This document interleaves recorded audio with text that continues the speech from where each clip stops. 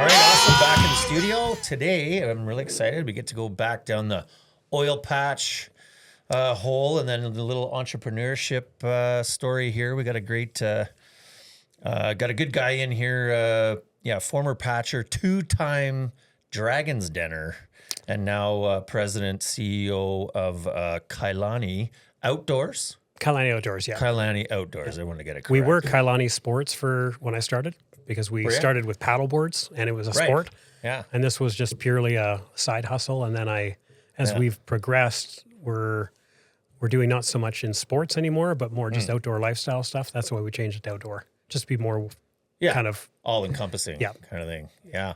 Well, they're pretty sharp. You even showed up a little logo there up for me. It's awesome.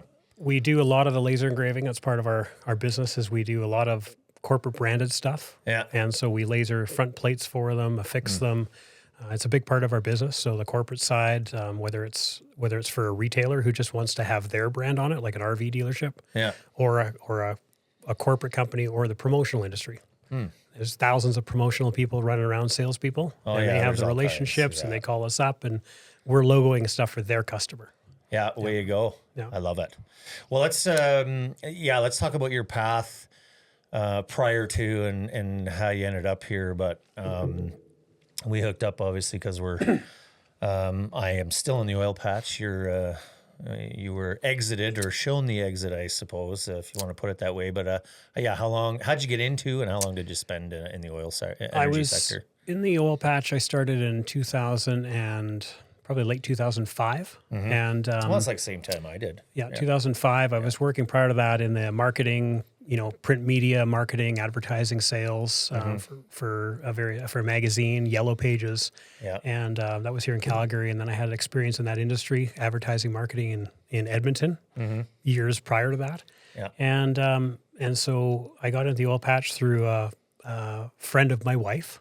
At the time, she was my fiance, and was introduced to someone, and I got into solids control. So centrifuges, solids control sales. Okay. And got an office downtown, and I asked them basically where, so what is this centrifuge thing? What is it? What am I selling? What is this? And they're like, just go and meet people and Typical go play oil patch. Go play hockey, and so that's how I was just thrust into it. And it was not having an oil field background. That's when I was then going out to the field. Right away, I just knew. You got to go to the field, see how these things are rigged up, see how they work, what do they do, what's the purpose they serve. Yep. So I was doing some field work related to solids control and rigging equipment in and out, and that's where I started. So what was the, you got to get boots on the ground. I agree with you. I was pretty similar in how I was hired at Akita Drilling, selling rigs, and it was the same thing. It was like a crash course. We made a deal that I would work the rigs first for 2 years. But it was just so busy, that 05, 06 time. It was just bananas. So every time I would go to the field, I had to get back to the office. They eventually had to tell me to stop going to the field. We need you mucking in the trench downtown, so doing your thing. So what was the solids control? What was the centrifuge company? At the time, it was J&A Solids Control. J&A, yeah. And then they were had a shop in Leduc. They shared an office, if I'm not mistaken, Saxon Drilling. Oh yeah, I remember those guys. So they were working out of there. They had a whole big shop out of their facility. Yeah. And so that was that company. And then I was only there for about 10 months. And then I was given an opportunity to go work in the field on the drill bit side. Oh, okay. But if I wanted to have the downtown, I was actually offered the downtown sales job. However, it's September, and we need you to go to Rainbow Lake.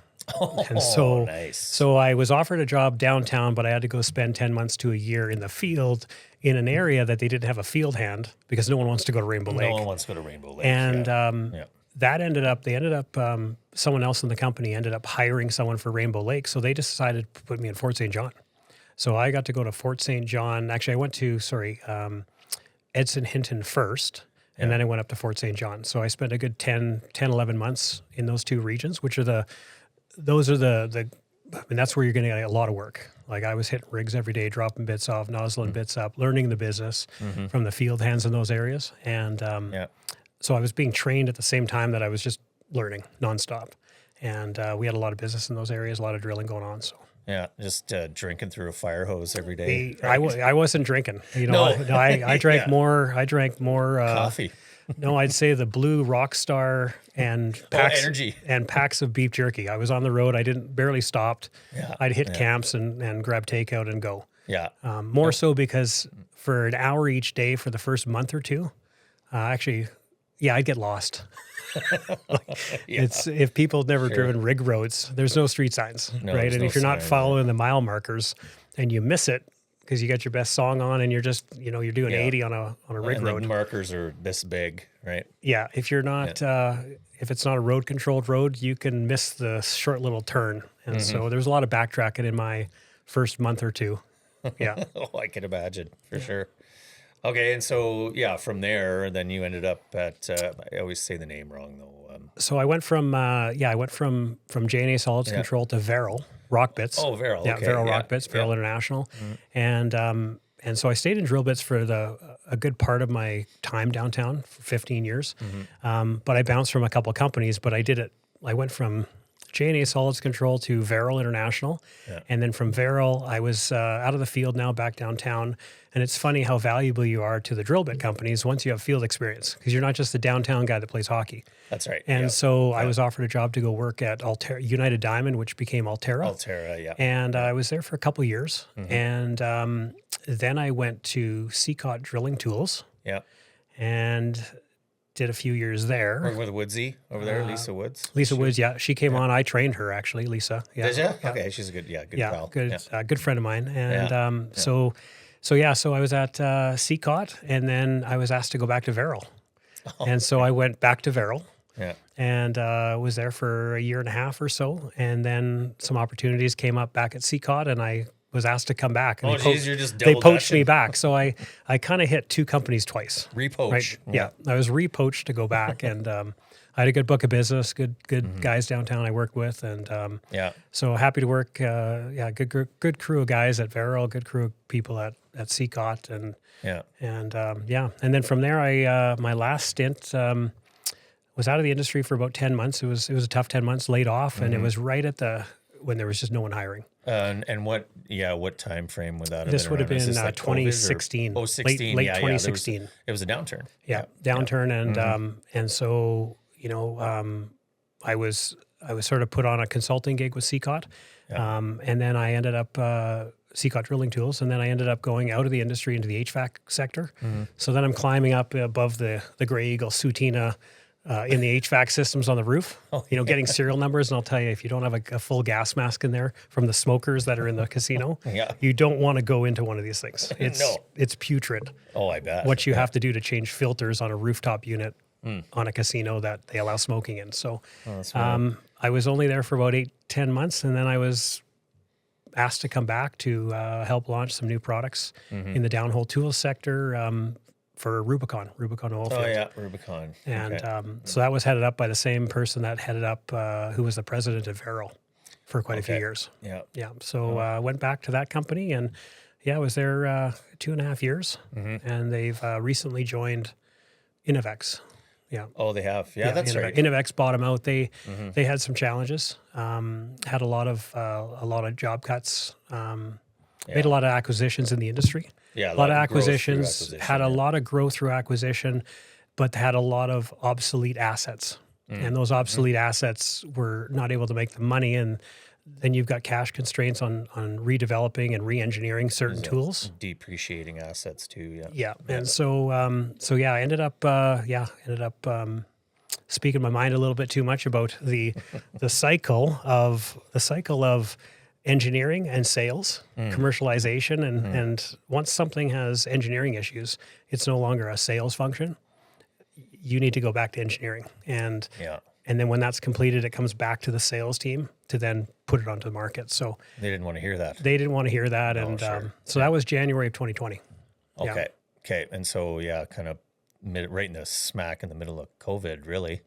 January 20, at the beginning. Hadn't quite hit yet. I was already February of 2020, right? Yeah, I was already manufacturing stuff overseas in 2019. So I knew that there was something happening there, and I was in contact with my factory every every week I'm talking to them and they're telling me, and it didn't sound that serious, to be honest. It didn't.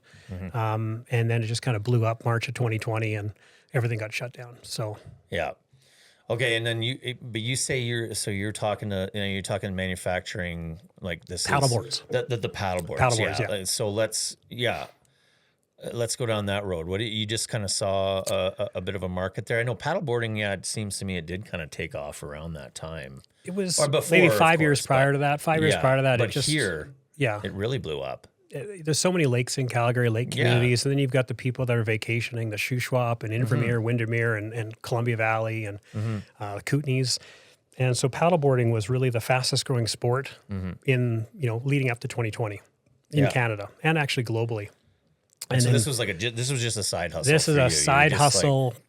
Out of the garage, working in the oil patch and selling paddleboards to my neighbors in a newly formed lake community just outside of Calgary. Yeah, is this Harmony, right? Harmony. Yeah. Okay. Yeah, I'm a member out at Mickelson too. Okay. So I got a couple of good buddies out there. So I want to move out there. I can't. It's a beautiful area. Can't drag the wife out though. She thinks it's too far.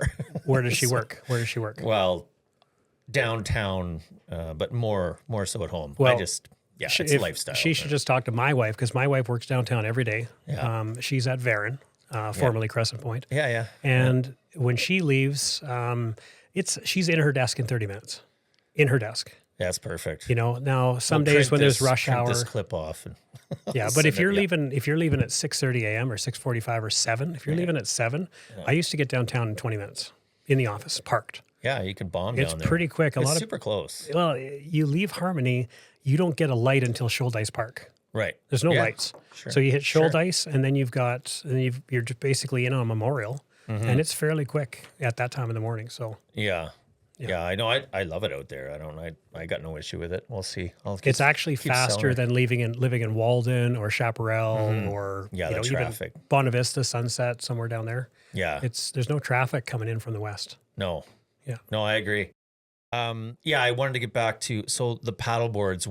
So where were you getting them from, and then were you just marking them up? 15, taking how did all that work? Yeah, so I connected with a couple factories overseas and China. Yeah, that's where a lot of stuff is made like that. For sure. And I was doing some sourcing of my own in the oil patch for some downhole tools and drill bits on the side. Yeah. So I knew where to find stuff. And how to find stuff, so I ended up just importing paddleboards and that's where the name came up. I thought, well, there was another paddleboard company with a Hawaiian theme, Hawaiian name, and I liked it. And I thought, well, this is a side hustle. Let me come up with a Hawaiian name. So I came up with the name Kailani, and it means sea and sky in Hawaiian. And I thought that's a perfect name, and put some Hawaiian graphics on it. And sent it off to the factory and told them the kind of board quality that I wanted, and gave them some criteria for specifications on the board, thickness, length, volume, that sort of thing. And then they made me a bunch and then shipped them in, and I started selling them. And it was shortly thereafter that I was laid off, and I'm like, well, I'm not gonna make a fortune and pay my bills selling paddle boards to people that don't like to swim. Right. And so what else could I do? And that's when the cooler side really hit for me. Kind of born. Yeah. Well, I asked everybody I knew. I had organized out in Harmony. We had 40 guys that live in Harmony. I had teed up an 8:30 p.m. at Edge School hockey. Yeah. And I'm a horrible hockey player if anybody's ever played with me. Okay. It doesn't matter if you like it, though. It's the only way I actually would get invited is since I organized the whole thing, right? So we had 40 people that lived in Harmony and outskirts, and it was 8:30 on a Friday night at Edge School. Perfect, right? Yeah. And so we started playing hockey in the evenings, and I started asking the guys on the team, like, hey, if I was to import coolers, how many of you guys own a Yeti? Because that's the brand. Well, and this is, you got to, that's right. Got to talk about Yeti, yeah. Yeah, and that's so Yeti makes a phenomenal product. Absolutely phenomenal product. Sure. I could never. Yeah, this is a Yeti here. I mean, they're everywhere, right? Yeah. I could never get by the price. No. I didn't own a Yeti. Now, being in the oil patch, you like nice things. Most of the guys I ever talked to, if there was a Yeti somewhere, where they didn't buy it. It was gifted. It was gifted to them. Yeah, well, or they wanted it. Gifts, they wanted it at a corporate tournament. They wanted a golf tournament. Yep. No one actually ever bought a Yeti. And well, have you been into the Yeti store? I'm sure you have. Oh, beautiful. It's tumblers, and Yeah. it's just really expensive stuff. Yeah, it's expensive, premium stuff. So Yeah. it was at that point there's only two reasons in the world that you don't own a Yeti. You either can't afford it, or you can't justify the price of it. Yeah, sure. It's that how it is. simple. Yeah. Yeah, and they can charge that premium there. Yeah. And so they've done a phenomenal job marketing a rotomolded cooler. There's many coolers out there that are as good and better, and worse. Yeah. And so I set out looking for a couple factories, and initially, and I don't mind saying this, I connected with a factory that had literally just redesigned a whole line of coolers. So they built all the tooling and the molds. Oh, wow. So my ability to start up was not limited by having a massive amount of working capital to pay for tooling and molds. Yeah. Right. They had this design, and I said, I want that design. I like it. They sent me samples. I tested it out against a Yeti. Did you? How'd you test, like ice? I just filled the whole thing full of ice, filled the Yeti full of ice, stuck it in my garage, 21 degrees, shut the garage door, and just every day opened it once and looked at how much ice is there. Yeah. And then, it was 5 days now, and there's still ice in the thing, and there's still ice in the Yeti, but it's really tough to discern who's got more. Okay. Like it was that close. Good. Yeah. And so I asked the factory right away, I said, and I hadn't ordered a single cooler yet. And I said, I want this design. I want exclusive rights for this design in Canada, so no one else. Now they had sold a few of them into Canada. And I said, what do you need from me? And they said, you need to buy 5,000. And I said, in what period of time? They said, 1 year. I said, perfect. Send me the contracts. Yeah. Without even knowing how I'm going to sell them yet. Like I have no idea. Well, but you had to purchase that up front, or what kind of cash terms? up front. No, there's no terms. No terms. Okay, you pay 30% for them to manufacture. Yeah. You pay 70% to initiate shipping, and I'm responsible for all of the duty, imports, and shipping. Okay, so you're just I'm all in. I'm going for it. I'm going all in. My shot. Line of credit, and I think it was $30,000 worth of coolers. Yeah. Right, because I figured so I had about 90 in my garage. Asked the wife. I didn't ask her. I told her I was going to do this, and at this time she's scratching her head and rubbing her forehead, and you need to go get a real job, and of course, and it's stressful. It's stressful, right? Yeah. But I was like, no, I'm going to sell coolers. I'm doing this. Yeah. So I bought a motorcycle trailer just recently. I logo wrapped it all, painted the inside, put flooring in. Had the first 84 coolers actually arrive, 84, and it was May 8th. Okay. Yeah, May 8th they arrived, and right away, first thing in the morning, I grabbed my coffee. I post the ad on Facebook Marketplace. I'd kind of formulated between January and then I had built a website. Yeah. Oh, good. So I had someone build me an entire website. Paid somebody to build that. Sure. Someone I knew, I've worked with for many years. And so I went to him. I gave him everything I needed. He built me the whole website.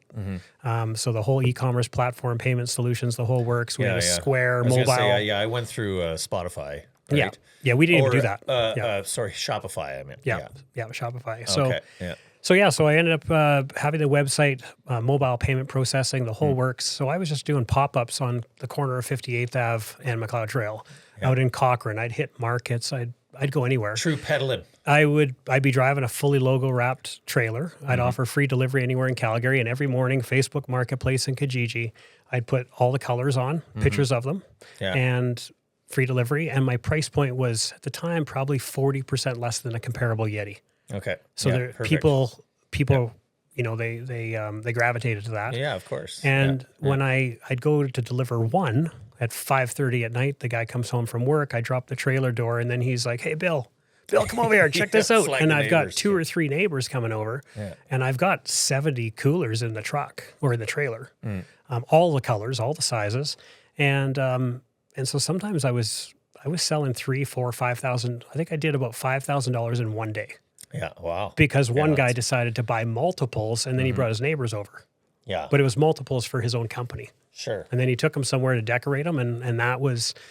So I was only 2 to 3 weeks in and almost out of stock, and I called the factory up. I fast-tracked another shipment. I received it middle of July. I was sold out by middle of August, and this time it was 4 times what I ordered the first time. Right.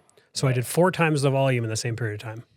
And it was at that point I went on holidays, put together a plan to hit the road and go find retailers. Fine. Oh, of course. You got to go retail. Go find retailers. I was going to stop you real quick too, because I was thinking, obviously I had to build in contingency for just having dabbled in the space through apparel and things like that for a little while. You had to obviously get like free, or, handouts or like free. Were you doing any of that in that time at like tournaments, or because you had a big, strong?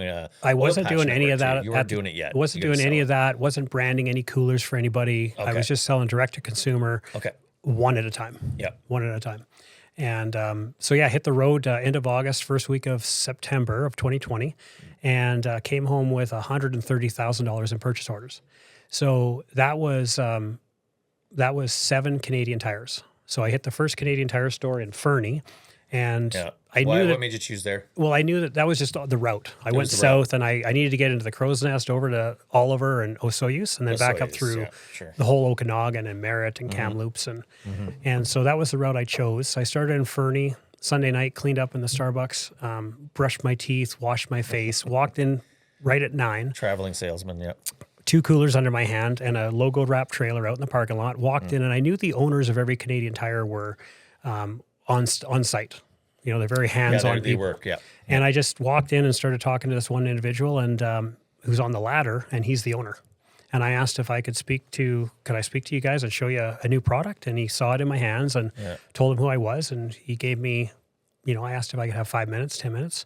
And we went out to the parking lot. He was out there for 45 minutes to an hour, him and his wife. And they loved everything that I had, and said, I'm going to send you paperwork tonight, spreadsheet. You fill it out with all, because I had everything from insurance, liability insurance, incorporation documents. You had it all dialed in. Yeah. So he sent me the form and endorsed me. When you get a Canadian Tire owner, basically, kind of bringing you can come through the back door into a Canadian Tire. Once you get that type of contract, you can sell to any Canadian Tire, but you have to do it on your own. And individually. There's no help from the corporation at this time. Okay. You gotta knock on doors and make phone calls. Okay. And so, that's a great lead in. Yeah. So then I went down the highway the next, after that I went to Cranbrook, and they loved everything, continued on and just went all the way through the Kootenays, all the way out to Osoyoos, BC, then north. And then I jetted off over to Merritt and Kamloops, and came back into Kelowna and Vernon and Salmon Arm and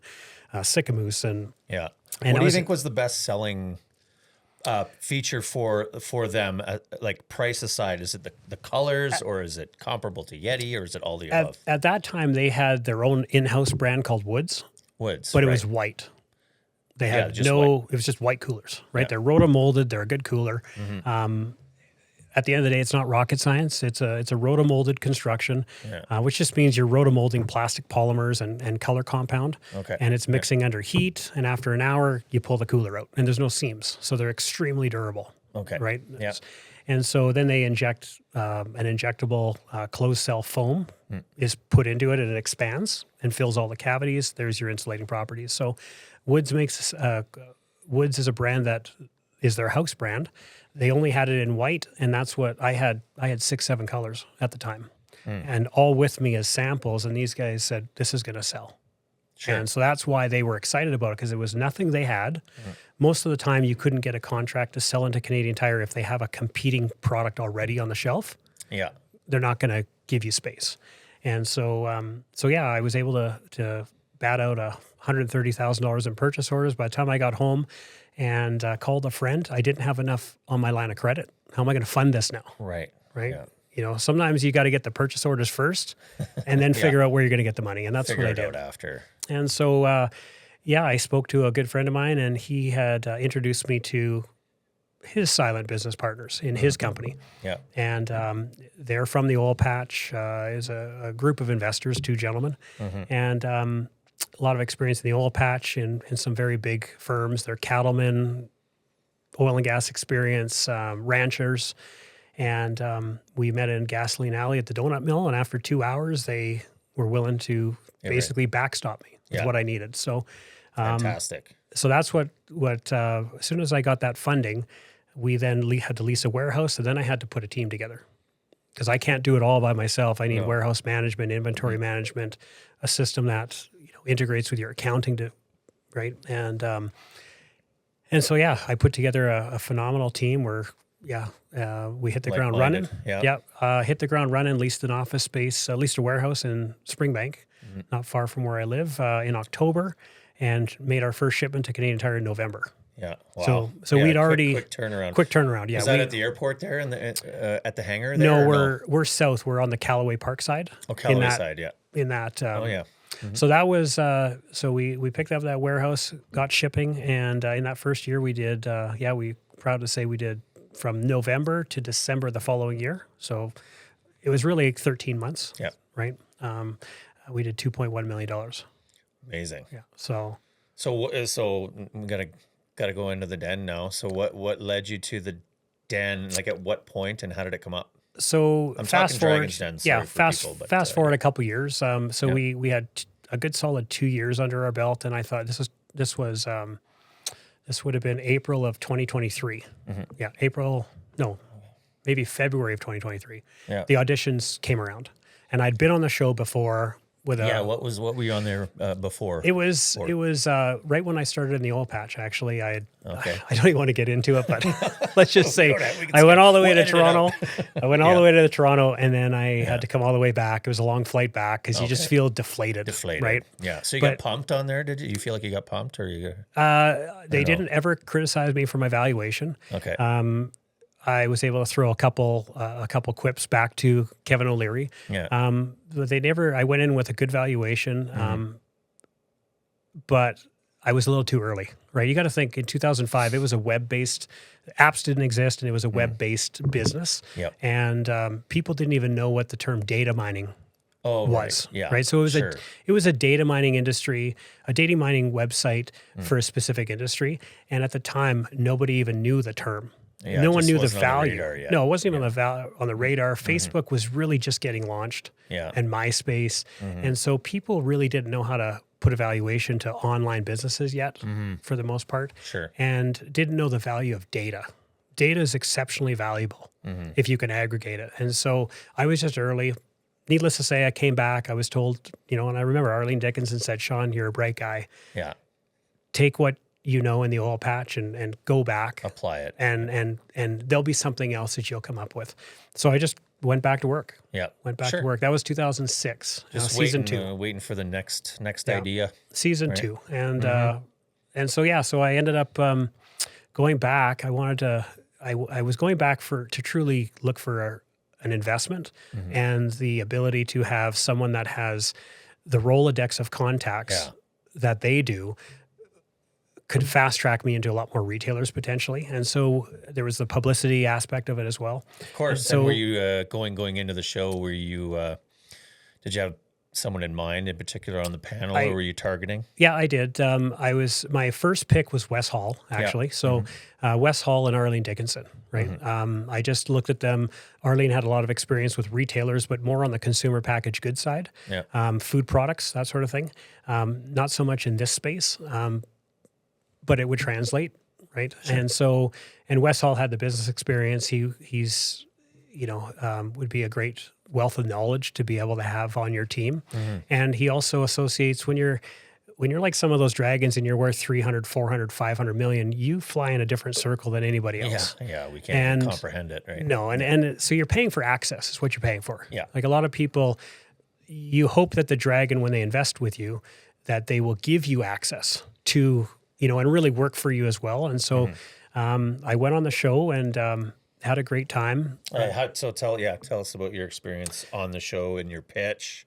So I knew from my first experience when I was selling centrifuges, because I was selling centrifuges at the time. Yeah.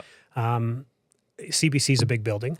And I ended up I was trying to get some equipment out at that time. And this would have been, it wasn't breakup yet.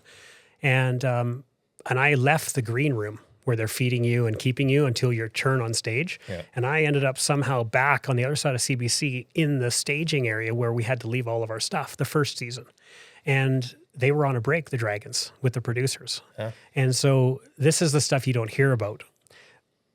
But this is what happens behind the scenes is the dragons are all there. They all seem like have a very comedic flair and they're always coming up with the quick responses, but they're always looking at their little notepad because they're giving themselves cheat notes. Sure. So I stopped myself behind something and I'm listening. And this is back in the day when Kevin O'Leary and Robert Herjavec and Arlene Dickinson and Jim Treliving and Treliving, that's right, yeah. And Lawrence Lewin, right? They're there and they're getting to see all of the stuff that's going to be presented to them, but they're not being presented. So they're getting to see a firsthand look. They get an early look. And so they're not seeing the stuff on stage for the first time. I always suspected that. And they're cutting the stuff down or they're saying, oh, this is a good idea. Oh, this is a shitty idea. Right. Yeah. And then they're formulating what they're going to say, right? For their quick sayings at the end. And so, and the questions, they're also formulating questions for each one of these presenters because this is a TV show. It's of course, yeah, and they can't have it go sideways. They need to make and produce good TV so that CBC can go out and sell this TV spot to advertisers. If there's no advertisers, there's no TV shows. And it works with every network. And so anyway, I got to hear them and I thought, well, that's not really fair. So I went back to the room and waited for my turn and came out and pitched. But this time around, they didn't get to do that. Or they might have gotten to do that, but I had set up the night before outside of the stage and they told me first thing in the morning, you got to be here at 6:30, you're going on. Because I had such a massive display that it was, they wanted me to go first. You had to go because it was just a big rigmarole, For that, it was going to take them a lot of time to get everything out and position it all. So they might have seen it for a very brief amount of time, but I knew I had phenomenal revenue. I had great margins. I had a great looking product. I had a diverse product line and it looked great on camera. And my son was there with me, 10-year-old, and he helped me open every box and set it all up. And so we got there at 6:30 and I think we were on at like 7. I think we were ready to go at 7:15. Oh, wow. Mic'd up on the stage. And were you shitting your pants before you went on? Or everybody, you get nervous. You get nervous even sometimes talking in here, depending on who you got in. I mean, it's public speaking. It's not everybody's bag, right? It isn't. I've never been good at trying to memorize stuff. You either know it or you don't know it, right? So if anybody's going on to Dragons, then the thing I would say to you is that you need to know your business inside out. If you're going onto the stage and you don't know your business as well as the dragons who know nothing about your business, you got problems. That's a problem. And so I knew my numbers. I knew the business. I knew what my strategy was. I knew why we were successful up to that point, and I knew what I wanted to sell them on. And they always ask the sales. Oh, That's always the question. Like, okay, well, where's your sales? And you had a ton of sales. We had a ton of, we hadn't quite hit 6 million at that period, but we were close. We were right there. Their chops, and so, and that's again, just in a few years. And so, that was 2.5 years, I believe we were in business by that time when I auditioned. And so just kind of pitched them on that. Then of course they ask you about where you're from. Kind of like you're asking me what my history is, where you're from, what's your background, what got you into this? How'd you get here? Like are they, because they're investing in you, and I think they were, Wes Hall said, if you're going to be a steward of my money, there's a good example. If you're going to be a steward of my money, I need to know that you're not going to blow it, right? There's going to be a return. So they really want to dig. Most of that never appears on, I probably had about an hour and 20 taping. Whittled down to 8 minutes on air. It always seems, super quick. So you're actually up there over an hour. So, wow. Okay. So and they're peppering you with questions, and then they do the magic behind the scenes like Victor is going to do for you here. And it was probably more difficult this time around just because my son was in the back, and if you saw me, I started to cry. But for the listeners, it was honest, and it was a really good moment. You got emotional because you were putting your heart and soul into this, and you were on the road, and you've got your son there. That adds to it. Yeah, right? And I can't really see him, but I know he's behind the, and I know he's there, and it's like I said, when you put everything into it, and you know where you come from, right? And I've never been handed anything, right? I'm definitely not privileged. I work, right? And so, when they started asking me about my background, education-wise, and it was at that point I had to come clean.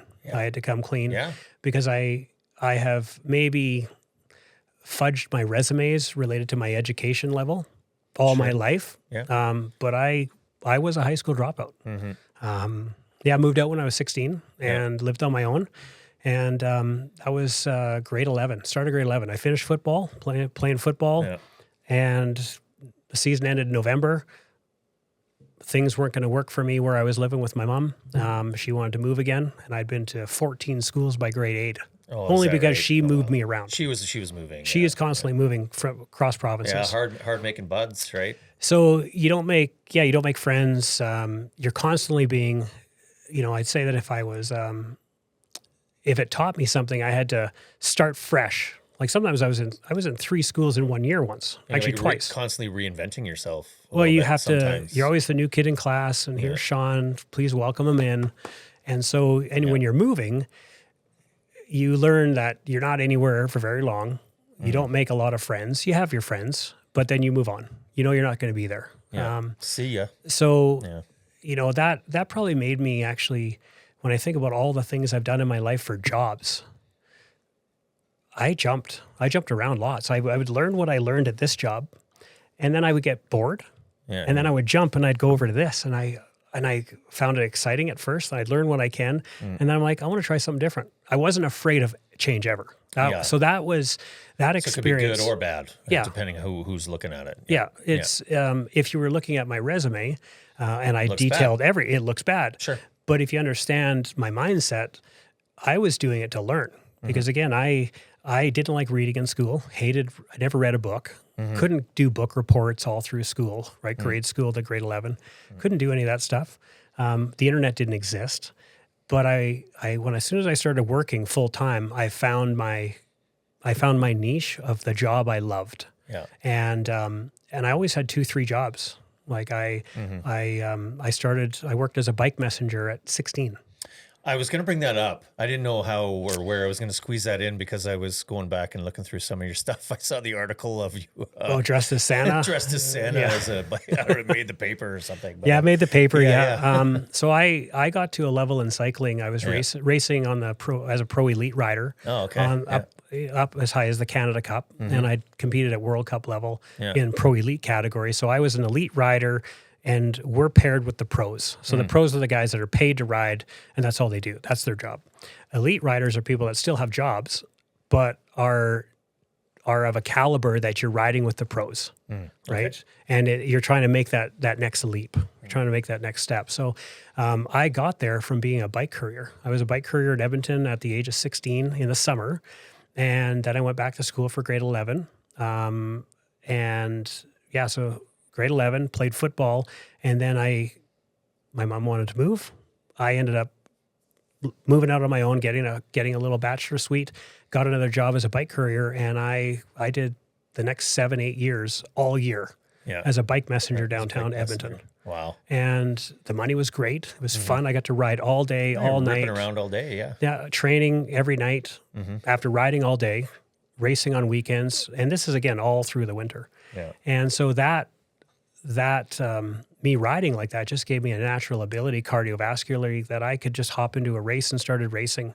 And I was racing at 16. And and you're already living like an adult. So you've got your own place, right? And you're responsible for all your own bills.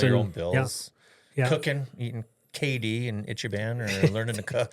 Anything, actually. When you're riding, you can eat you eat anything. You and I was a skinny kid. So, I did that and ended up eventually, I worked through a couple different courier companies, and then I started working for Greyhound bus lines, Greyhound Courier Express, and pitched them on the idea of hiring a courier and a bike messenger to pick up all the packages and then bringing them to the depot, and that's what would go out. And at the same time, I pitched them on sponsoring me too. So I put a whole resume together, race resume, pictures, in a duotang, and went to my employer, and I put together a budget of what I'm going to need. And they ended up paying for all my race fees. They bought me a bike. I had full pro cycling kits, tops, bottoms, arm warmers, gloves. Oh yeah, you were decked out. I think I had to buy 24 kits, and there was only me. Right. So then I started giving them out to other guys I mountain biked with. And so I was a semi-sponsored rider, and that was that took me right till about 1993, 94. Yeah. Holy Christ. Yeah. Well, you kind of really been, if just listening to you here, you've really been pitching your whole life. Kind of, you've. It's one big pitch. One big pitch, Kevin. You're pitching all the time. You're pitching It's me one now. big What am I pitch. buying? Well, I got a cooler.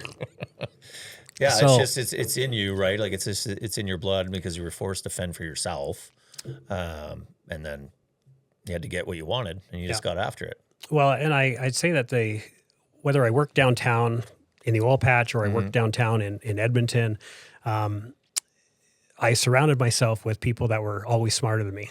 So I'm always around lawyers, and I'm delivering packages. I'm in elevators talking to people. So you end up engaging with people at a higher level than you would if you just stayed in high school. Yeah. And in order for me to engage with them, that's when I became a prolific reader, because I don't want to come off as stupid. I'm not this stupid. Yeah, you want to be able to hang and bang with these guys. And so I read the Calgary or the Edmonton Journal every day, Edmonton Sun, the everyday. I taught front to back, nonstop, stuff I wasn't even interested in, to understand. Just to be in the know. The business community, current events, what's going on with, and every day I was in the legislature. Like I sat and ate lunch with Ralph Klein a number of times. I'd see him in the elevator. It was a time when I could just drive my bike right into the back door, the commissioner, security guard. I'd leave my bike right there unlocked, and I'd go do my time calls, pick up from different ministers' offices, and then take them to the offsite communications companies that were handling all their business. And so I was surrounding myself with people, and I felt honored that I'm eating $4 Salisbury steaks, subsidized, by the way. That's what they pay at the legislature grounds for food. Okay, yeah. I'm eating steak sandwiches and Caesar salads, and for a minuscule amount of money, and sitting next to ministers. Sitting next to big wheels. And I recognized them because I'd see them in the paper. See in the news, yeah. And I'd say hi, and they knew who I was because they'd see me every day walking the halls, dropping envelopes off.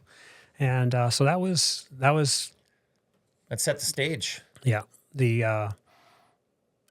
So that's really where I started. Right? It's a long time ago. But I still go back to Edmonton, and I still drive downtown, and I still drive the streets when I'm in my truck, and I reminisce about the old roots. I remember flying down this road on the back wheel and catwalking through this intersection, and it's just fun. Like for sure. It reminds me of when I was young. Well, fond, that'd be fond memories. Fond memories for sure. Very fond. Yeah. Well, and when you were, you're talking about peddling, your coolers. We're gonna get back into your business, but I was thinking, we've got somewhat of a similar background. I don't want to say it's exactly the same because I, stayed with my family and grew up in a pretty good home. But not that you didn't, but I didn't have to go through that portion of it. But I started selling really early too. But mine was, I tell my buddies, I started selling corn out of the back of my car because, like Tabor corn. Like corn. It was peaches and cream in Ontario, and shout out to Rob Eby, he's a farmer in Ontario. But you could, so his dad, they were farmers. They're dairy farmers now, but they also had corn at the time. But he gave his son his first acre. You're gonna plant and seed and harvest, and you're gonna take care of your own corn. I'll let you know and see if you can do it on your own. And then I would go and buy for $2 a dozen corn, put them in my car, and I go and sell it for $3 a dozen. And then I would rip through. First couple times I did it, it was all about location, right? And so I picked a couple bad spots. I'd put up a sign, Cornelius the Corn Man, on my Subaru, and put it on the top, and filled up the back of the hatchback, and would sit on that side of the road. And I remember hearing people drive by, like, this guy's got a shitty location. I'd be like, well, okay, pack it up, move somewhere else. And then I found a spot, and then I sold like 100 dozen. Okay, so there's $100, right? Day one, and I'm like, okay, I got something here. Because, $100 and as a 16-year-old. Now it's just where can I get all my corn from to continue this every day? Corn, and then I got excited. It was a thrill chasing that cash, right? And selling that money. So I'm like, well, I can work for a few weeks and have enough money to have a good summer as a kid, kind of thing, right? But I got the bug. Just reminded me of the pedaling in the back and how hard it was, but cool and exciting too at the same time, Yeah, I mean, a lot of businesses start out that are home based, and it's just they can explode. But the person at the helm has to be a hustler. You got to be a hustler. You got to be willing to get up and grind it out. And there's going to be good days and bad, and pick yourself up and dust yourself off when it's not the greatest day. We still have those days now.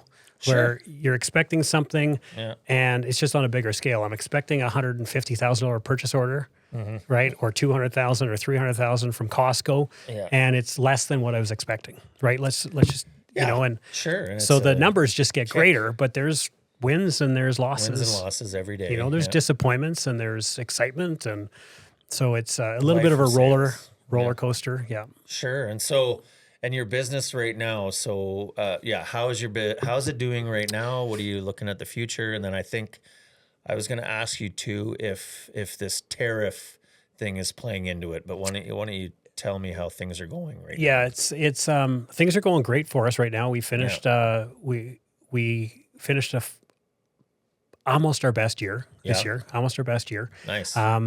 And so things are going great that way. We've got a lot of more partnerships. So we've got a lot of partnerships because those partnerships validate our brand. When other big brands are willing to partner with us, that validates what we're doing as a company. So our most recent one is we just signed the licensing agreement with the entire CFL and all the teams. Awesome. So that allows us to have access to providing products to obviously the teams with all the team logos on it. It allows us to work with the teams at the retail shop. There's probably no better group when it comes to like tailgaters, for instance. Yeah. Every tailgater has a cooler in the back of their vehicle. Sure they do. Right. Yeah. And so when you look at the season ticket, when you look at the people that have season tickets across the country, you know, there's over 100,000 people that love the CFL game. And they're hardcores, the people who committed to those teams and they love the brand, the team brands, and they're tailgating 2-3 hours. Like it's a day. It's 9 games. Yeah. You know, and so it's a great game. It's our Canadian game. So I wanted to, I approached them when I was early on. We weren't quite ready to kind of work with them, but they saw what we were doing. Yeah. And then they came to us in September last year. And so we signed the licensing agreement in December, January-ish, got it all finalized. And now we're just working with the teams to deliver, you know, custom branded team products for the retail stores. And so at some point, somewhere on all these products, you're going to put a logo like this, like you engrave, right? And you said you do your engraving, or we do this engraving in house on the plates on the front there. So it looks sharp.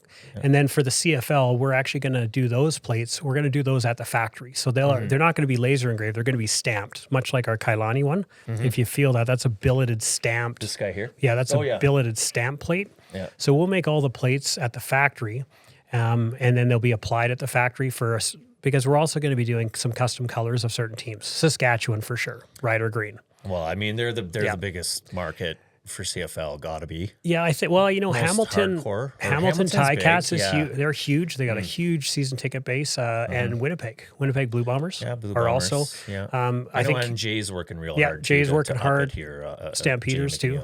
Yeah. So, so we're gonna have. We anticipated this licensing, so we already have actually the red Stampeders Pantone colored coolers in stock right now, and we'll do the plates here. But as we progress, we have red drinkware coming, Rider green drinkware. Most of the teams though like just the black, the white, charcoal, and pink, for instance, right? But we're able to put the team logos onto anything we have.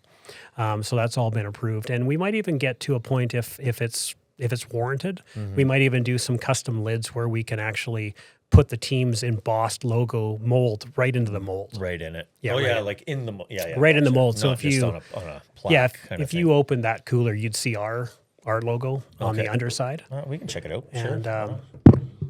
I got you. So we'd put their logo. We'd put their logo either there or on the top. Okay. Yeah. So nice. So there's a lot going on with CFL. Obviously, we work with lots of retailers, Home Hardwares, Costco. I was gonna say, you mentioned Costco. Yeah. So what's the deal there? I mean, massive, like Jesus, doesn't get bigger than Costco. Yeah, we only were in 20 stores this last season. Only 20 stores as a trial across the country. It's a trial. Okay. It's a trial. Yeah. And there's 108 Costco's, I believe, across the country. Uh-huh. But we were competing against another cooler that was of a $70 retail lower than ours. So obviously that one's going to sell better than ours. But in a number of stores online, Costco told us that the Kailani 60-quart cooler that can only be purchased. We built it specifically for them. It's not in our regular lineup. We built all the tooling for a size that was only applicable to them. Interesting. Because we knew that they were going to be at a lower price point, very value priced, right? Yeah. And it's about volume for them. So they told us that our cooler was the best selling cooler, premium cooler in that category on Costco.ca.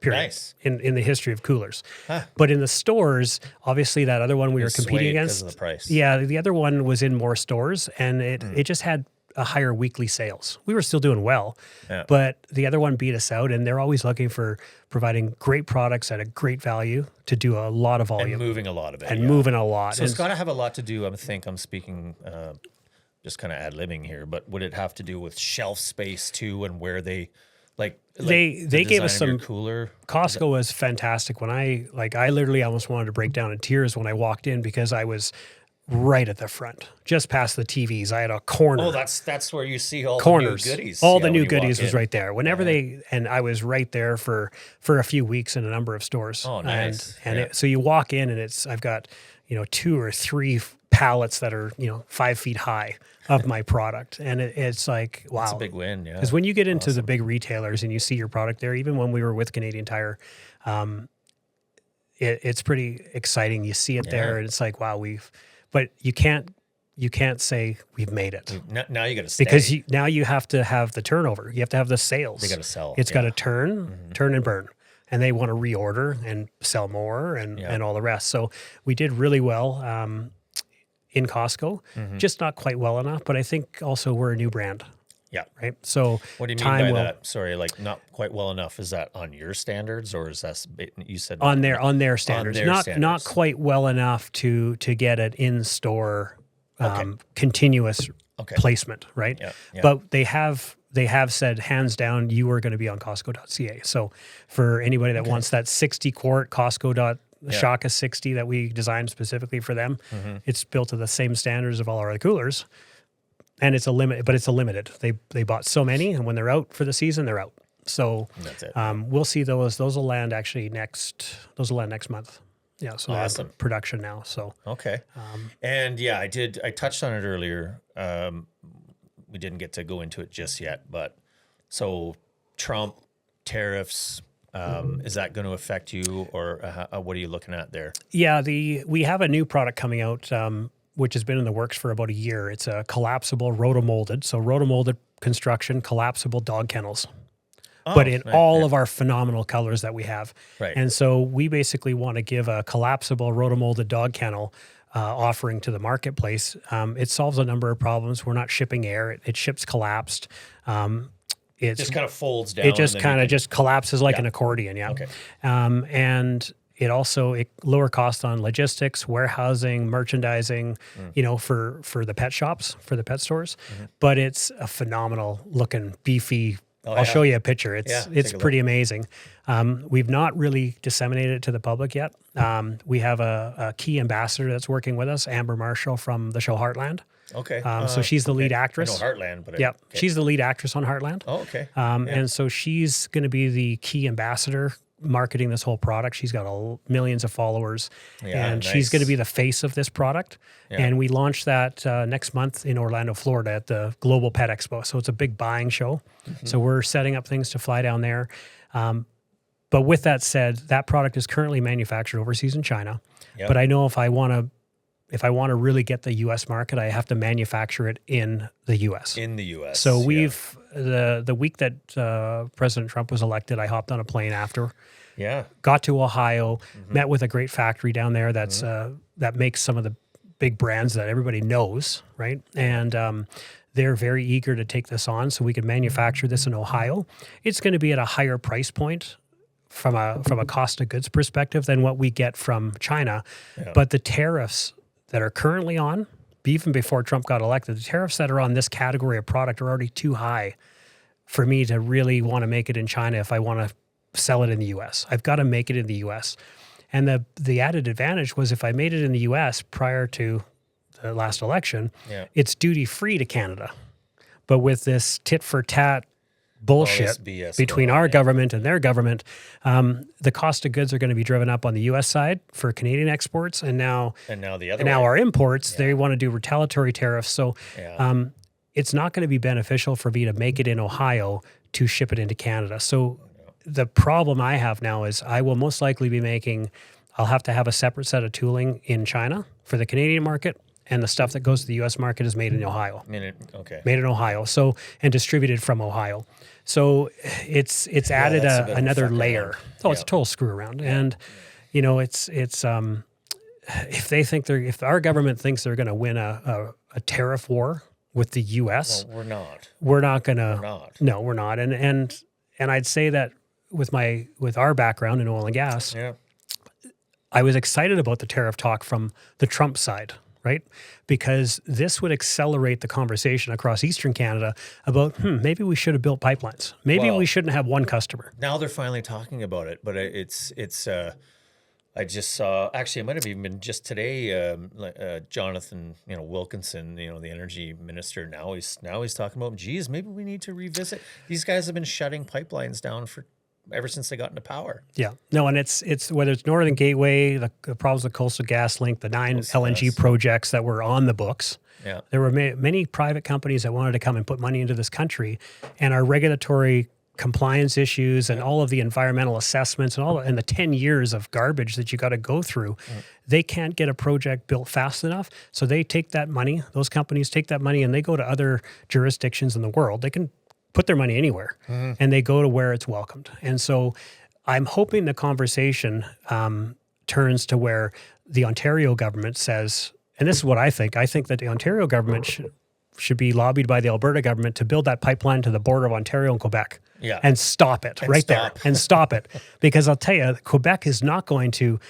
Well, they don't. They're eventually going to eventually say, we want to get some of that pipeline. Yeah, why don't we have a piece of it? Why don't we tie into that sucker? So let's build it all the way to Ontario. That whole thing in Quebec makes me shake my head, because Legault is always saying it's not socially acceptable, and yet in Quebec, but to have a pipeline pass through, and yet polling of all the people there, it's not the people, they don't care. They were like 70% of the people said, yeah, sure, do it. Run a pipeline through. There's no issues with having. Yeah, and I don't know if he's really speaking on behalf of his people. I haven't seen that poll, but again, I think the ideology, if you look at who has really curbed all of this stuff, talking to people that are, like I said, way smarter than I am, that understand the global dynamics of this, like our resources in the ground is, if the U.S. is buying 4 million barrels a day, keeping our resources in the ground or only allowing us to produce 4 million barrels a day secures their future prosperity, because we're so close. Yeah. So is this somehow, with everything that's coming out with the USAID funding and everything that's happening in the States that's being uncovered about waste of money and money going to ENGOs and other non-governmental organizations, is that money funneling its way back into political action committees in Canada that are lobbying our Canadian government to stop the building of pipelines? Well, it totally is. We know that happens. Who was that? Vivian Krause. Vivian Krause, She was one of the first. She's found all that. Yeah.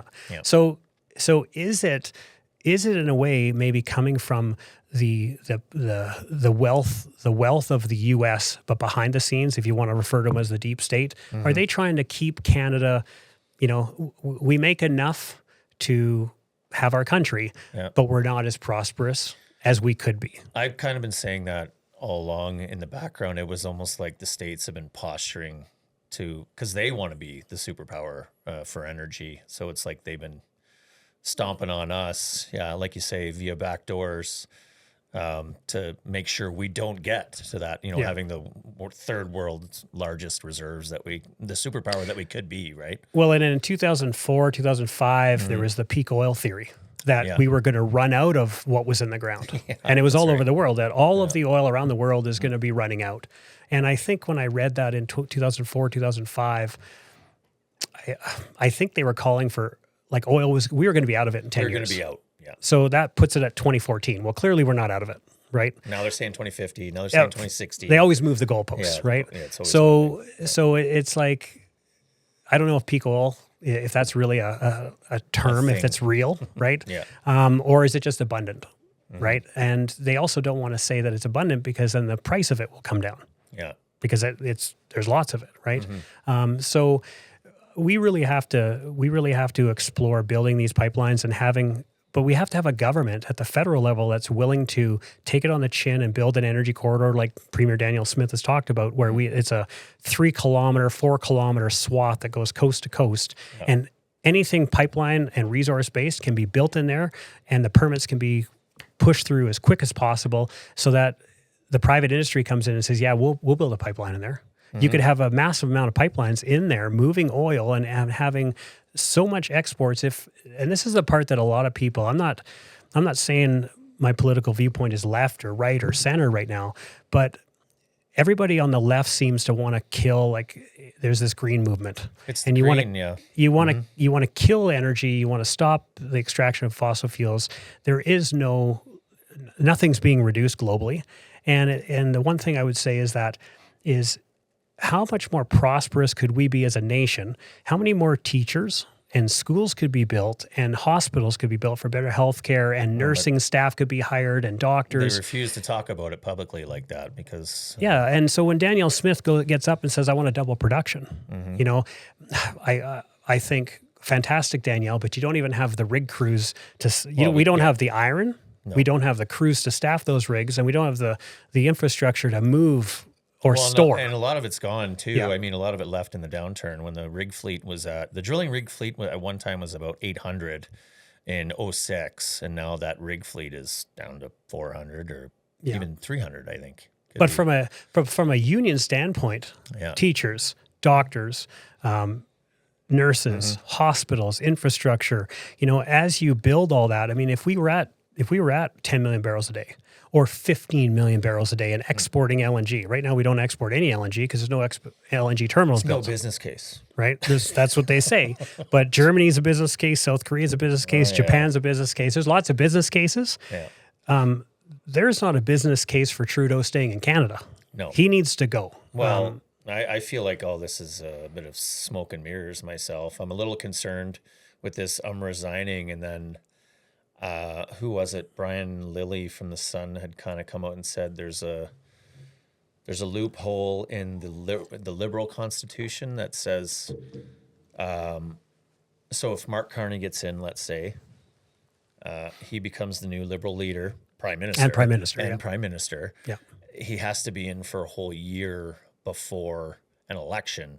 So in essence, they could have an election not until 26 now. If there's a no confidence. Did you hear that? So once I think we're only 4 weeks out, or we're 4 weeks out, I think, right now from them having the Liberal election. Once he's acclaimed, which we know is a coronation, not an election. It's just so 2.0. He will be the Prime Minister. What I've heard is that he will have the ability under, let's just say, if there are major tariff conversations happening back and forth, Mark Carney has the ability in the Constitution to defer. We have to have an election no later than 5 years past the last election. Now, our election dates are set every 4 years. So Mark Carney, it's my understanding that he would have the power and authority as Prime Minister, even though he doesn't have a seat as an MP. Yeah, no. He could push the election off under certain circumstances related to an emergency act or emergency situation. So if we have a tariff spat to the point where it's creating a massive economic disadvantage for Canadians, they could declare an emergency. But the sad part is that we'd have to go through the pain. We would have to go through the pain of sitting through a Mark Carney-led Liberal government until October 2026. Yeah, because the election's supposed to be 25. Yeah, and we know no confidence is not coming. Now, part of me wants him to do it, and I'll tell you why. Because that is only going to drive greater separation from the point of Albertans. Albertans, we're not going to. I don't think Albertans even. There's a lot. I think if we had a separation vote today, I don't even think we'd hit 35%. It's hard to say. We know everybody in the energy sector is all for it, but we're not only energy out here. But are they really? A lot of people don't want to give up their sovereignty of being Canadian. No, because I like being Canadian. I mean, I like the threat I like wielding the stick of, well, maybe we'll go our own way just to get them to perk up and listen. Yeah. Well, we don't Threatening. necessarily have to go, and this is what the Alberta Prosperity Project tried to do. Yeah. Dr. Dennis Modry was involved in that. Premier Smith understands what they were about. But the conversation has really been dropped related to the 5 key points that we needed to do to have leverage over Ottawa. And the first one was obviously the police force. Yeah. We have to have our own police force. Ottawa has their own. Quebec has their own. If they can do it, why can't we? Quebec has their own pension plan. Yeah, the pension plan. So why can't we have our own pension plan? We've contributed more than any other region in Canada. We have a lot that's owed to Albertans. The police force, the pension plan, collecting our own federal taxes. We could have be collecting our own with an Alberta Revenue Service. Yeah. When you have those three things, you then set the stage to have more leverage, because once you have that stuff, autonomy. it's not a far cry from, if there is a referendum, we already have the infrastructure and the systems in place to actually do it. Yeah. Right. And so putting those things in place, but ever since Pierre Poilievre was really kind of the front runner, Premier Smith has actually, in my mind, backed off of the conversation around CPP. And all I say is that let the voters. It's not any leader's decision. Yeah. It should be the voters. Yeah, put it to a vote. Will she have a referendum? I don't think it would even come close to passing at 50.1%, because there's still a lot of conservatives that have nostalgia about being Canadian. I always just say this, then you're nostalgic about Canada and our East Coast and the Maritimes and Halifax and cod fishing and the Laurentians and where have you been in Canada? Right. Right. They haven't even left Alberta. No, right. they haven't left. Yeah. Right? You worked in Alberta and maybe you've been to Vancouver and you've been to the Kootenays or Shuswap. But, for people, most people have never even crisscrossed this country. No, it's true. Yeah, people don't leave. So you have this love for this country that you don't even go in. That you don't know. You've never explored it. Ever. Yeah. Right. So why are you so loyal to regions, and at the end of the day, I like when people talk about Alberta first.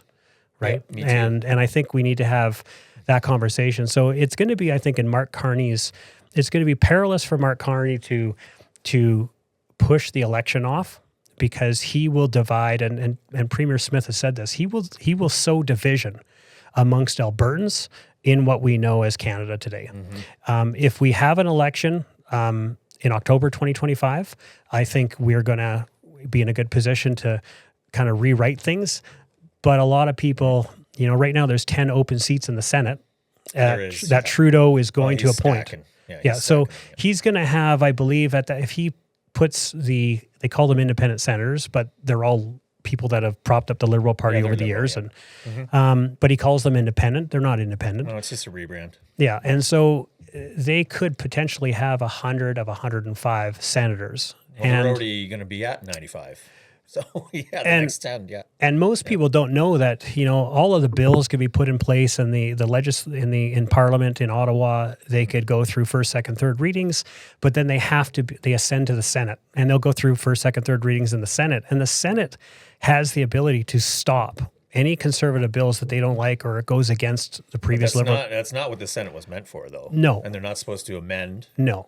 They're just supposed to give it the checks and balances and to make sure, it's not too extreme. But if the bills have been put forward by the Conservative government, if it's a Pierre Poilievre government, and the Canadian electorate en masse or by majority is supportive of that, the Senate should not be a hostile Senate. And so, I look at firearms rights for Canadians. How is that going to get reversed for licensed firearms owners? There's many issues you can talk about. There's all kinds. Yeah. So I don't think Pierre Poilievre being elected is truly he's not the savior. It's going to be an uphill battle. Yeah. We don't have the same, our leader here doesn't have the same autonomy as maybe the president of the United States, where he can just go in and clean house. But that's what I think needs to happen. Yeah. No, I agree with it. Big time. I don't the dissension has already been growing, out west for how long, right? This is part of the reason why I wanted to get in here, was just to explain to people, put on a good enough show and explain where this sentiment is coming from in the West, and could talk about things like equalization payments, who I'm sure most of the people in the East Coast or my friends in Ontario wouldn't follow equalization payments, because we talk about it only because, because Quebec kept denying Energy East. We don't want your dirty oil. And then the argument would come up, okay, well, how about we stop giving you our money? Well, they want the money from the dirty oil. Well, they want the money from the dirty Well, oil, no, but they don't want to. The irony, Kevin, the irony now is it's Canada's resources. It is. So everybody in Quebec is, it's all of our resources. It's ours. You didn't want it before when it was called dirty oil. Right? So the hypocrisy of what's happening is, again, the conversation, the more, this is, I mean, I don't want to have to weather a year storm financially, a year and a half, 2 years. Yeah, me neither. But I feel like things are still too good in Canada for a majority of people, especially because we're a prosperous province. Things have to get a lot worse before things get better. And it could be related to the tariffs. It could be related to the retaliatory tariffs on the Canadian side. It could be related to a Mark Carney government. I just find it odd that, all of the talking points that people have been supporting Pierre Poilievre on about axe the tax and all these sorts of things. Now the Liberal government's talking about axe the tax. No, they're talking about all of it. Every single thing we've been talking about. Well, then, okay, I'll tell you what. How about axe the tax? You have the power today to axe the tax. Yeah. So just do it before you get elected. Do it now. He's just going to I don't trust them enough. I don't trust most politicians, but I don't, on either side, I don't trust the politicians to hold true to their word. And I'm time and time again. You're measured by your word. And, there's in Alberta, I think a lot of people are, handshake type people, and your word is your bond, and that's the way it is. But it's not like that in Ottawa. It's not like that in the legislature in Alberta. They lie. They're very deceitful on both sides. Right. So for sure, we'll see what happens. But the tariffs hurt. We have to pivot a little bit to figure out, but we do want to target the U.S. market. You have to. Consider it. With a U.S.-made product, too. I mean, we will have to manufacture these stateside. Pricing will slightly change, but we still want to be less than the incumbent in this industry. And we're excited about where things are going with all the partnerships we've got.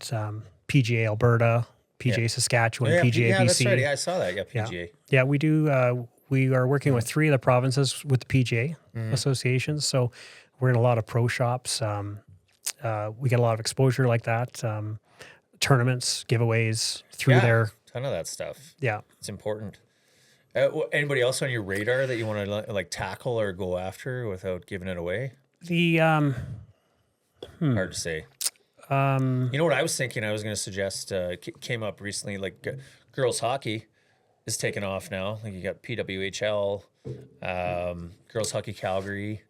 We're a national partner with the Canadian Coalition for Firearms Rights. Okay. So the CCFR, the folks over there, Tracy Wilson, Rod Giltaka, do a tremendous job defending the rights of 2.4 million Canadians that are the most vetted. I'll say this. Oh yeah, no question they're vetted. I go through a criminal background check every single day, and so do 2.4 million Canadians. And most people don't know that. If you're a licensed firearms owner, you go through a criminal background check that's automatic every 24 hours. Yeah. If you've been involved in any sort of issue that's where you have contact with police the day before, you're red flagged, and they immediately pull. They look at you, and they have the discretion to be able to go to your house and seize your firearms or pull your firearms license. So out of 2.4 million Canadians, we're the safest, most trusted Canadians in the country. Because you're getting checked on all the time. Yeah. And so, I have had a couple of emails lately because of our support for the CCFR, firearms rights. But it's a good one. It's really personal property rights. Like, what's next? Due to the carbon tax and carbon emissions, are they going to want to? Is the government want to confiscate your 1962, Chevrolet Camaro? Right? Yeah. Like, when does it end? Right? So I look at guns like they're personal property. Right? If you're law abiding and you're a licensed owner, you should be able to keep them and use them. We know they're not the problem. And the CPRA, I'm not afraid to wade into the deep end of the pool.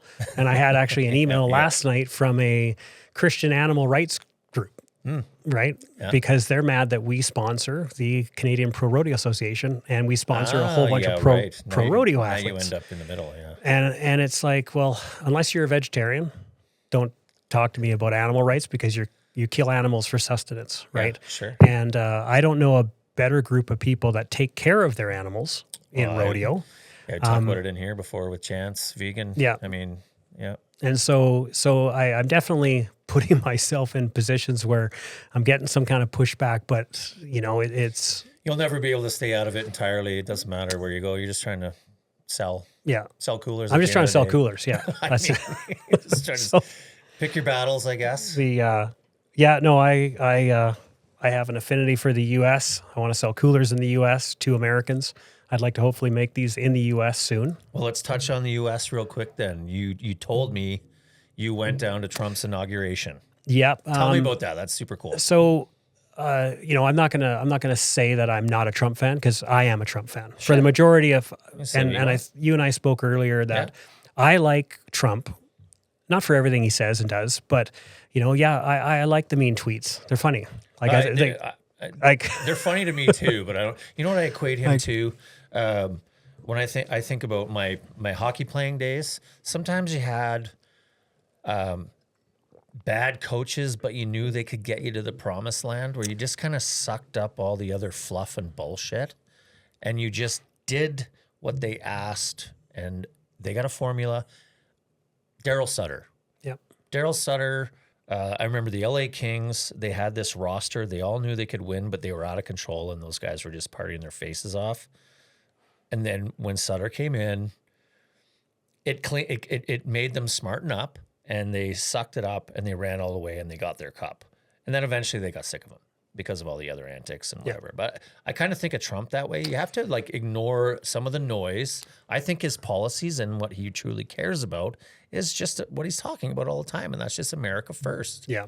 I like that about him, and I don't mind all the shit he says, but I mean, a lot of people hate it. Some of the stuff that he says, you kind of cringe and go, oh. Well, it's like you want to say, like, you got to be a little more presidential, you know, please. Yeah. But at the same time, I think that he could go into anywhere in any province in this country and go to the local cafe, he can, and walk in and sit down and talk to Billy, who just finished, you know, his last quarter section, and he just finished crop out, or he could sit down and shoot he could sit down and shoot the shit with them, because he doesn't use big words. His lexicon of language is not not that he speaks to the everyday person. Mm-hmm. He doesn't baffle you with acronyms and this and that. Like he doesn't talk like a politician, and he's just very real. And yeah, when you ask a person a question, I respect, even though I may not like the answer, I respect that he's willing to answer it and not dance around. And do the word sausage. Yeah. Right. That they teach you in Toastmasters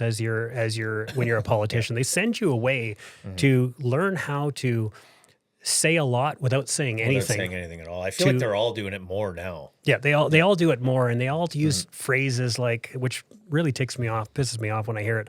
You know, we're doing the work that needs to get done, or we're here for Canadians. We're using the tools in our toolbox, or we're here for Canadians, and we've been here for Canadians. And I'm like, well, where have you been? No, you have not. No, you've been screwing us for 10 years. Yeah, actually longer. Like if we want to believe that the Conservative government is some savior, there's problems with that government too, going back, right? Yeah, whether it's provincially or federally. But I went down to the Trump inauguration. Once he got elected, once he won. I thought, what better thing to teach my children about the U.S. Constitution and what rights they have versus what we have, because we've seen what we don't have here in Canada the last 4 years from a rights perspective. And so I booked flights, inexpensive flights, put my wife in a 1.5-star motel out there. That was entertaining. And so we went down there for four nights, and a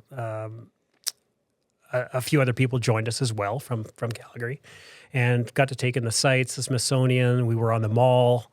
We had tickets. I had registered to get tickets for the 19th for the rally, because I always said I wanted to take in what a rally, an actual Trump rally. Yeah, I want to. What are these Trump rallies like? They look insane. They look insane. The amount of patriots that are there, it took me back to Coots.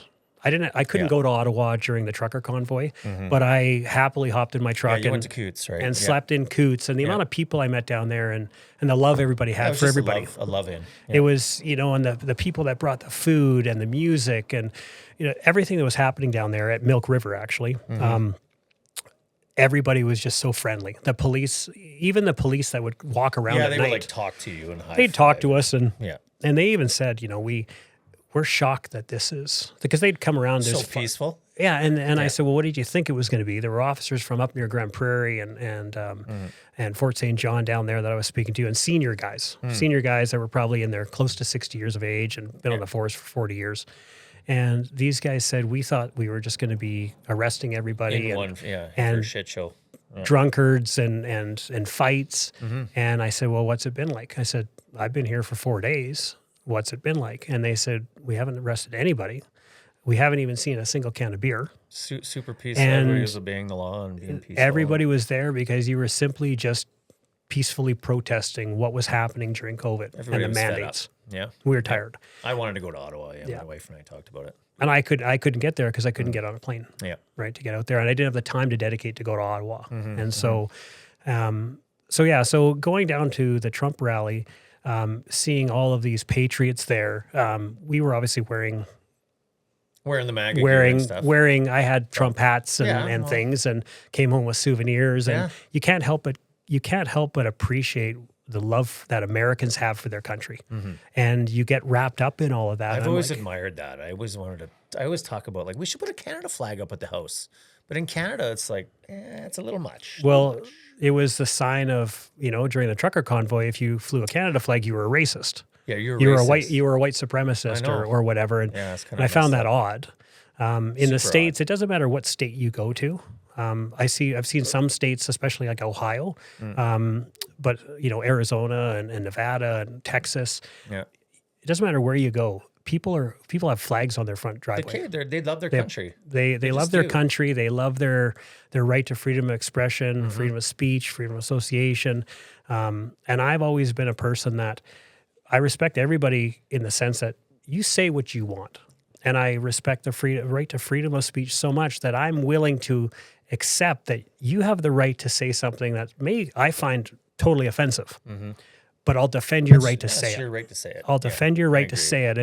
And you can't have a line that says, okay, well, that's too much. Because then who's the arbiter of truth, or who's the arbiter of what's offensive and what? Because everybody's going to have a different... Everybody's got different thresholds, yeah. Yeah, and so... that's what I like about the U.S. I wish Canada could adopt some of those values. We're too passive. Oh, we're too passive, and we don't want to offend anybody or go too far. I think Canadians, though, are starting to feel a little more, I guess, what's the word? I think people have a little bit more courage to say what they think. I agree. I think more so now after, going through COVID, and now just, we feel a little beat down.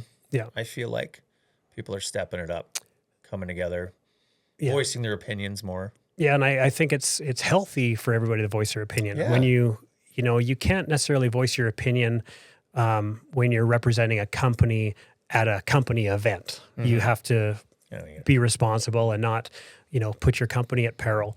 But yeah, the more people say what they think, right? And especially when they see something that is wrong, right? Too many people are, I don't want to get involved. I don't want to. Yeah, I'm just going to stay out of it. I'm going to stay out of it. And I get, there's a lot of touchy subjects right now, right? Yeah, there's all kinds. Yeah. And it's still social media kind of blows that stuff up a little bit too. Yeah. It's, I'm not allowed on Facebook. So what's that? I'm not allowed on Facebook. No, you're not. I get too, I haven't been on Facebook. I haven't, I'm not allowed on Facebook. Let's just say. Just stay off of there. All right. I'll keep my eye out for you. Yeah. Well, I thought we beat her up pretty good today, man. I know. I love the story. Thanks for having me out. I love where you're heading. It's a great success story, and tough luck from exiting from the patch, but you're still here and you're flourishing big time. It's I miss downtown. I miss there's a lot of people downtown that I don't see anymore. And so it was always nice to just walk the plus 15. And, if you didn't have a meeting that day, you always had a meeting somewhere because you'd see someone on the plus 15 and next thing you know, you're going back to their office or having a coffee. High-fiving in the plus 15 at people. Yeah. Is it still that atmosphere downtown? Yeah, it is. It kind of took a while after COVID, right, for it to come back. But now it's just the hustle and bustle. And sometimes it's, I'm just going to roam the plus and you're stopping, chatting every 2 minutes, and no, all the bars are full, and the party. Probably have to tell everybody who isn't familiar with downtown Calgary what plus 15 means. It just means 15 feet off the ground, and it's the pedway system that connects all the buildings. Yeah, that's so it. most people don't even know if they're not from Calgary. No, that's true. Yeah. The bridge system. Yeah. So no. Anyway, excellent. I love it, and we'll see you down there sometime. Oh yeah, brother. Speaking of Oil Patch, I wanted to give the boys a shout out. Oil Patch Brotherhood. Thanks for the lid company online merch store. You can get your gear out there. Thanks for sending the hat, boys. And we'll see you out there. Cool.